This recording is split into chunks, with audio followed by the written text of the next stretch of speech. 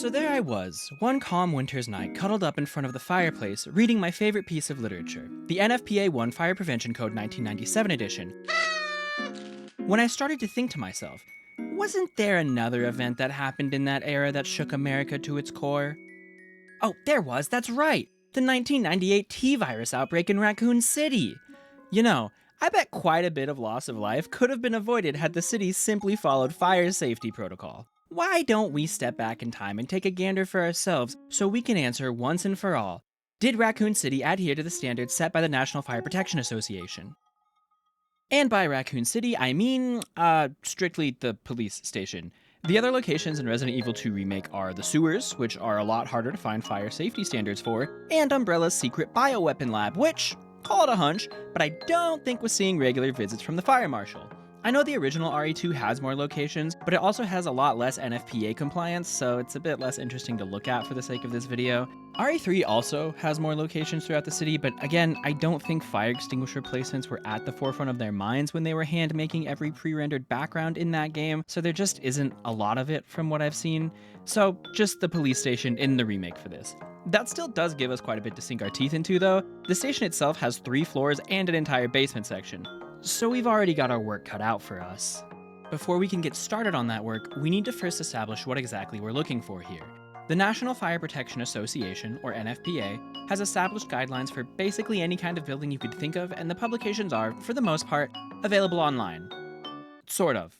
First road bump is that you need to make an account, which, okay, not bad.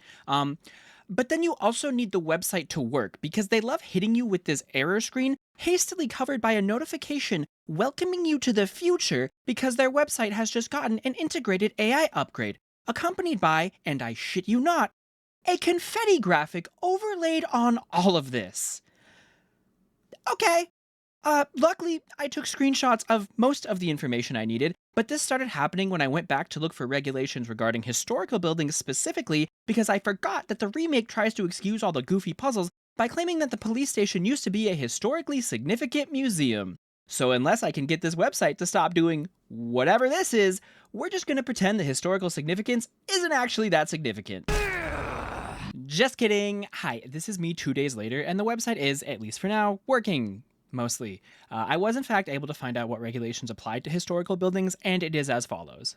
The provisions of this code relating to the construction, repair, alteration, enlargement, restoration, and moving of buildings or structures shall not be mandatory for existing buildings or structures identified and classified by the state or local government authority as historic buildings where such buildings are judged by the authority having jurisdiction to be safe and not constitute a serious life safety hazard. From what I can tell, given that I don't have any background in any of this, it sounds like further alterations to historic buildings are not needed if the authority having jurisdiction, which I imagine would be the fire marshal, deems them as not posing any threat to life. That almost restructures this whole video because we can now assume that the Raccoon City Police Station, as it stands, was deemed at least safe enough. So we don't really need to go in there and inspect it. Now, I personally think we should still give it a little look-see because we already know that the chief of police was corrupt, so I wouldn't be too shocked if the fire marshal was also in Umbrella's pockets, especially given that the Umbrella Corporation seemed to have a Disney-like level of control and presence within the city. For example, why on earth is the slogan for your city, Home of the Umbrella Corporation? Pharmaceutical megacorps just don't seem like they'd be the central pillar of a booming tourism industry, but hey, what do I know? Maybe little Timmy does love watching his dad turn into the personification of what my stomach feels like after eating week-old sushi I found under the backseat of my car. We know the fire marshal seemingly deemed this place as posing no threat to life, so we're just gonna go ahead and check his work. Obviously, according to the already listed safety standards, said standards don't actually apply to this place, but we're just gonna ignore that bit and check them anyway, because they're kinda all we have to go off of in order to check how safe this is. Wait. So if a historic building is deemed safe enough, then it doesn't need to follow NFPA safety standards. But if it's not following the safety standards, then how is it deemed safe enough? Is there a second set of standards, or is it just vibes-based? Like, hasn't killed anyone yet, so clearly it ain't that big of a deal, I guess. I was honestly just gonna leave a quip here and move on, but I actually did get curious enough to look into this. From what I found, it's kind of vibes-based, but also not really. It's less about strictly adhering to fire safety code and instead finding middle grounds to solve the issue without adjusting the look and feel of the building. For example, rather than coating wooden structures in flame-resistant materials that might make them shine more than they would otherwise, you would instead install a sprinkler system. In searching for this, I also found more information about what qualifies something as a historic building, and if anything, it sort of just makes the police station seem like it isn't classified as such. The most commonly used set of standards for repurposing historic buildings are the Secretary of the Interior's Standards and Guidelines for Rehabilitation, and the very first standard listed reads as follows. A property shall be used for its historic purpose or be placed in a new use that requires minimal change to the defining characteristics of the building and its site and environment. I'm far from an expert on this, so I could very genuinely be missing something here, but from my point of view, it feels like a lot had to be changed to transform this museum into a police station. I'll ignore the basement because that could arguably exist outside the confines of the building, but even within the station proper, there's only like 2 rooms that give a museum feel, and one of them just feels like a glorified storage room for all the historically valuable artifacts they couldn't just throw out. It's all done so haphazardly, which makes me think this place isn't legally classified as a historic building. Like, I know it was clearly just a quick excuse to cheekily explain all the weird puzzles, but I really wish the developers would have given more thought to those of us who want to spend 60 plus hours of our lives applying real-world safety protocol to the fictional building in the zombie video game. Anyway, it's dubiously historic. We're just going to apply regular standards to it. Such standards, then, can be split broadly into 2 categories. The first set are regulations in place for any public building, wide-spanning rules that must be respected regardless of the building's intended use. The second group, then, are the regulations that are in place due to the unique functions of the police station, more specifically that of a detention facility. Because the police station has holding cells in the basement, there are further specifications that the building must meet because, well, there's people locked down there. If there's a fire, they can't escape without assistance. It's kind of convenient for our purposes that this is all located in the basement because it means we can just move from top to bottom. We'll start by examining the first 3 floors of the station and look for compliance with the standard set of regulations, so that by the time we reach the basement, we're already familiar with that set of rules and can more easily understand the new ones that'll get thrown in. So, without any further ado or ramblings about the specifics of legal historical status, let's get this fire inspection underway. As previously mentioned, the Raccoon City Police Station has a total of 3 above-ground floors that, based on their layouts, we can assume get less densely populated the further up you go. The first floor has the grand and open main hall, as well as most facilities that would be open to the public. It also contains a majority of the employee offices and frequently used employee facilities, such as the safety deposit room, the records room, the break room, the operations room, and the dark room. The second floor only contains 2 offices, both intended for a small and specific number of people, as well as a couple employee facilities that aren't as frequently used as those on the first floor. It does have a few areas that I'm assuming are open to the public, such as the library and the art room, but both are fairly close to 2 exits. The third floor is only really storage rooms and stairwells, with 1 exit and a clock tower to round it all out. I'd genuinely be shocked if there were more than like 10 people up here at any given point in time, but that doesn't excuse this floor from meeting NFPA standards, which is unfortunate because wow, does it not meet them in the slightest. In fact, the entire building kind of fails in that regard, but let's first talk about what they do right. First off, egress. All doors that are side-hinged must swing in the direction of egress travel when serving a room or area with an occupant load of 50 or more. Every door in the building goes both ways, so this is technically a W. Mostly, the front gate clearly opens against the flow of egress, and while I'm sure it technically counts since it blocks most of the building from escaping, I don't know this for a fact, so we'll give Raccoon City PD this one. On the topic of doors and egress, any door that opens into a means of egress shall not obstruct more than half of the width of the passageway they open into, and from what I can tell, none of the doors in the station block more than that. There is, a little requirement about how the doors cannot reach out more than 7 inches into a passage when fully opened, and from what I can tell, every door in this place can barely swing more than 90 degrees, if that. What this means is that every door that opens into a means of egress, which is every door perpendicular to a hallway because they all open both ways, reaches out the full length of the door when fully open. I am horribly bad at estimating length, but I'm almost certain that these doors are more than 7 inches wide, which means every single one of those doors is a violation. But hey, they don't block the paths entirely, so that's good. Or not as bad as it could be. And hey, every stairway has a landing that the door opens onto, so no direct openings onto a staircase is another regulation that the station meets. So the doors are like, almost passable. But hey, if there's one thing that the station does actually get right, it's locks. Shockingly.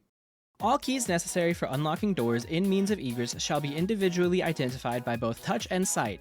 And yeah, they sure are, actually. Comically so, even. Furthermore, a latch or fastening device on a door shall be provided with a releasing device having an obvious method of operation under all lighting conditions and shall be openable with not more than one releasing operation. There are 2 one-way latch locks in the station, and both fit these requirements. Additionally, the latch on both doors is in the direction of egress, so there's no risk of these locks trapping anyone. See? All up to code. Kinda. Okay, so the latch locks aren't supposed to be more than 48 inches off the ground. Like I said, I couldn't properly estimate length or distance if my life depended on it, but we luckily have a pretty simple means of comparison. Leon Scott Kennedy. Official sources seem to claim his height is somewhere between 5'10 or 5'11, which I think is about 1.78 to 1.8 meters, but his motion capture actor in the remakes is about 5'9 or 1.75 meters, so we're just gonna go with that. The latch locks sit at about shoulder height on him, and someone smarter than me probably could have told you that they're above 48 inches based on that alone, but my college-educated ass had to find a PNG of a ruler, copy-paste 6 of them together, slap them next to Leon, adjust the length of them till his head hit 69 inches, then look at that and see that the 48 mark was at the bottom of his rib cage. Either way, the locks are well above 48 inches, so that's 2 more violations. So, does the station get anything else right? Maybe? New buildings over 3 stories in height and containing intermediate stories or balconies shall be equipped with a standpipe system in accordance with NFPA 14. From what I can tell, the building does have a standpipe system, which is basically just a system of pipes that go up through the building and provide water to all floors for use in putting out fires. You can see the pipes with valves in basically every hallway of the station, so we're good then, right? Well, the weirdness comes from that new buildings part. We know for a fact that RPD is not a new building. I figured if anything I could maybe sift back through old compliance documents and see if maybe I could find the most recent one that didn't specify new buildings, then see if the station was built before or after that. Issue is, we don't know when it was built. And furthermore, even if we could find out whether or not it was required, the pipes themselves don't seem perfect. None of them look like they have hose connections on them, the part that firefighters need in order to, well, connect the fire hose to.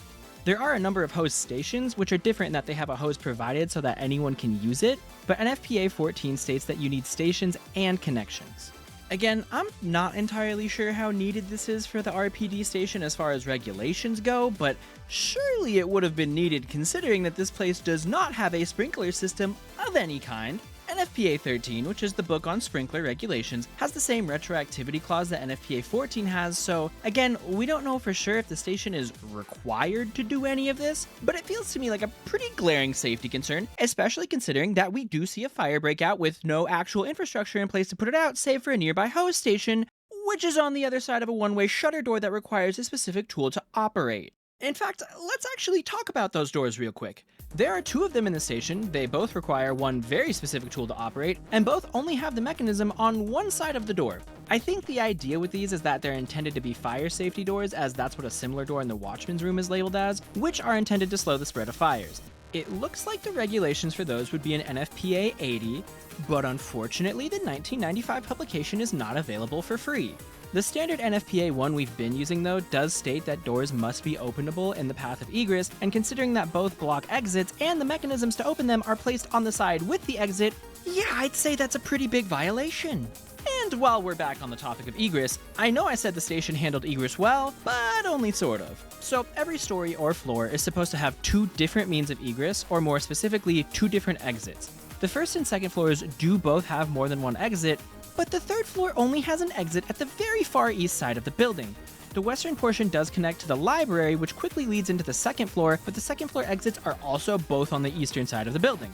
Now, NFPA 1 does state that only the occupant load of each floor shall be used in computing the number of means of egress on that floor, so this might not be an actual violation given that, as we talked about before, the 3rd floor probably isn't going to be that population dense. The problem comes in the fact that there just straight up isn't a single exit on the western side of the station, on any floor, which means that if a fire were to break out and spread into the main hall, your only real option in the western wing would be to go out a window, which becomes an increasingly worse option the further up you go. There must be access to at least 2 exits by separate means of travel, and with the current layout, there are multiple places that would only have one means of travel toward different exits. Additionally, there need to be exit signs every 100 feet or 30 meters, and there are a good number of them on the first 2 floors, so as to not have to glue together 100 PNGs of a ruler, I'm inclined to say that this is done right. Except that there isn't a single sign on the entire 3rd floor. I guess technically the one in the library is viewable from the third floor section of that room, but the exit to the balcony on the east side of the floor isn't labeled at all, so we're just gonna mark that down as a violation. Finally, let's close out the above ground floors of the station by taking a look at the installed firefighting tools: fire extinguishers, fire hoses, and fire alarms. I'm going to start by just looking at the designs of all of these to make sure the installations are up to code, then we can go ahead and look at the placements within the station to see if they have enough of these items. Starting with the fire hoses, hose stations shall be unobstructed and located no less than 3 feet or 0.9 meters and no more than 5 feet or 1.5 meters above the floor. So the hose stations in RPD are a little low. Okay, maybe the fire alarms fare better in that regard. The operable part of each manual fire alarm box shall not be less than 3.5 feet or 1.1 meters and no more than 4.5 feet or 1.37 meters above floor level. Referring again to our handy, expertly crafted, and ingeniously designed Leon S. Kennedy measuring stick, 4.5 feet is at about the bottom of his shoulder blade. The button on the fire alarms, on the other hand, appear to be toward the very top of his shoulder, so this also doesn't look good. And I'm just gonna go ahead and drop all pretenses here. The fire extinguishers are a nightmare. NFPA standards say that fire extinguishers need to be installed on wall mounts or wall cabinets, labeled with both the class of fire extinguisher and operating instructions, and cannot be obstructed or obscured from view. Every single fire extinguisher in RPD is on the floor, unmarked, and has absolutely no signage indicating its presence. Multiple are tucked into weird corners that would be hard to notice from more than one viewing angle, and some are even just lying horizontally on the ground. Now, it is worth noting that this is a few days into a zombie apocalypse, so I'm willing to give some wiggle room toward things that seem like they would be products of said disaster. For example, there's multiple dead-end corridors that I have ignored because it's fairly obvious that before the living dead began infesting the place, these were just standard hallways that were later blocked off to prevent zombies from moving too freely about the place. I also ignored the doors that were chained shut for a similar reason, even if it seemed odd that there was metal bolted onto the door to feed said chain through. Like, I figure rather than going to all the trouble, you just put a chair in front of the door or something, so that would imply that either someone attached the metal mid-zombie outbreak or that it was already there, and if it's the former then that raises questions, but I digress. Point is, I understand that we are inspecting this place during a catastrophe. However, unless you are going to try to tell me that every single fire extinguisher was moved haphazardly, then I don't really know if it applies here. There aren't even signs of fire damage that would point to these things needing to be moved and used, and there aren't any signs of damage on them, nor are there any dead zombies with white fire extinguisher residue on them, so I can't even see an angle where they'd have been used as weapons. Also, are we going to try and claim that the zombie outbreak presented a need to physically remove the labels from every single fire extinguisher in the building? Seems a little weird to me. And while I recognize that I have admittedly very little experience with surviving mass extinction events, I feel like I possess enough logic on a foundational level to understand that that's bullshit. These fire extinguishers are not labeled, have never been labeled, and from what I can tell, haven't even had any thought put into their placement, given the complete lack of any signs or installation that would point to their permanent storage in literally any location within the station. But hey, speaking of location, do any of these alarms, hoses, or extinguishers have proper protocol put into their distribution? I went around the entirety of the station and marked down everywhere where I found these items and have created a map to show their locations. Fire alarms must be at every exit and within 200 feet of one another. Fire extinguishers are to be located along normal paths of travel and by exits. And I don't even know what we're supposed to do with the hoses because the regulations are set with the assumption that the building also has a sprinkler system and multiple pipes equipped to be attached directly to fire department hoses. Neither of which the lovely legislative bodies of Raccoon City have deemed us worthy to have. But sure, whatever, let's take a look. The first floor has a lovely total of 6 fire hoses fairly evenly spaced, which seems pretty good. Especially considering every single fire extinguisher on the floor save for 2 in the main hall are in the northeast corner, one of which isn't even accessible from this floor itself. There are only 3 alarms and they're also all on the east side. Might also be worth reminding you that the exits, also on the east side of the building. I guess if you worked in any room to the west, you were just completely expendable. Welcome to work, Leon. Hope you don't mind burning to death. I hope you weren't expecting improvement, because it only gets worse the further up you go. The second floor has 2 hoses, one of which is on the side of a one-way door that doesn't have the opening mechanism, 2 alarms, and 2 fire extinguishers. At least 2 of those are on the western side of the building this time. The stars guys are slightly less expendable, I guess. As for the third floor, don't bother. 1 alarm, 2 extinguishers, and 0 hoses. Needless to say, I don't think any of this is up to code. And like I said about the fire extinguishers, there are zero markings or installations that would signify where they'd normally be located, so for all we know, it could change by the day. Turns out, the zombies are only the second most dangerous thing about the building. Yay! And you know what the best part is? We're not done! There's an entire basement to look at! Before we go down there, I'll just very briefly mention the secret room that leads to it. A door that opens against the way of egress and directly onto a staircase, the only other exit being an elevator and absolutely nothing to prevent or fight a fire. If you want to leave without taking your chances of being oven roasted in said elevator, the main exit can't be opened from this side without a specialized tool that was last seen in the literal sewers and can only be opened from the other side and, stay with me here, by collecting 3 secret medallions hidden around the station. If the guys in the West Wing were expendable, the guy in here is actively trying to be eliminated. No wonder Marvin didn't want to go down here. Let's get in the elevator before we get incinerated and finally take a look at the basement proper. So, as with the secret room being, well, secret, the elevator inside leads to a place marked as simply an underground facility. It's actually below the basement of the station, and since it likely isn't legally part of the station, I won't really talk much about it. It's got a few alarms and fire extinguishers, but they've all got the same issues as the ones above ground, so there isn't much point in dwelling on it. The actual basement, then, is much more interesting because it has jail cells and thus is classified as a detention facility, which comes with its own special set of regulations. First and foremost, correctional facilities or those portions of facilities having such occupancy shall be with 24-hour staffing. Staff shall be within 300 feet or 91 meters horizontal distance of the access door of each resident housing area. We can't know if they were truly staffed 24 hours, but given that there's a dead cop near the reception office that connects to the cells, I'm inclined to think that this rule was followed. Additionally, books, clothing, and other combustible personal property allowed in sleeping rooms shall be stored in closable metal lockers or a fire-resistant container. We can't really see any personal belongings in the cells, but each and every one of them has a wooden table that is extremely flammable, so I do think that this qualifies as a violation. Finally, employees of detention and correctional facilities shall be instructed in proper use of portable fire extinguishers and other manual fire suppression equipment. Seeing as how Leon was not in training, but was in fact starting his first day, I'm assuming this means that he needs to already be trained in using fire suppression equipment. Well, he sees a fire break out, and the only way he can put it out is by rerouting water through a broken pipe that takes him an hour to even reach. So he's not looking very trained, especially considering that there are multiple fire extinguishers that are much closer to him than the pipe valve is. So no, I don't think the employees of RPD are properly trained in fire suppression, or at the very least, one of them sure isn't. Okay, not looking too great, but what about the alarms, extinguishers, and hoses down here? You know what? I'll just bring up the map. Now, if you're thinking, gee, that sure looks like a lot more stars than I saw on the other maps, you'd be correct. For some reason, the basement is absolutely swimming in this stuff. In fact, I almost wonder if there's too many alarms down here, but I couldn't find any upward limit on that, so who knows? There are 2 different hallways that have 2 separate alarms around one corner. The parking garage has 2 different alarms in the same room within very short walking distance. Even weirder is that some of the alarms seem to be slightly closer to the ground, making them more within regulation standards, and for the first time ever, we have marked fire extinguisher locations. They're still sitting on the floor and they're still unlabeled, but by God, it is so much more than we got on the first 3 floors that I can't help but almost feel impressed. The hose stations are still way too close to the ground, but at this point, I will take literally anything I can get.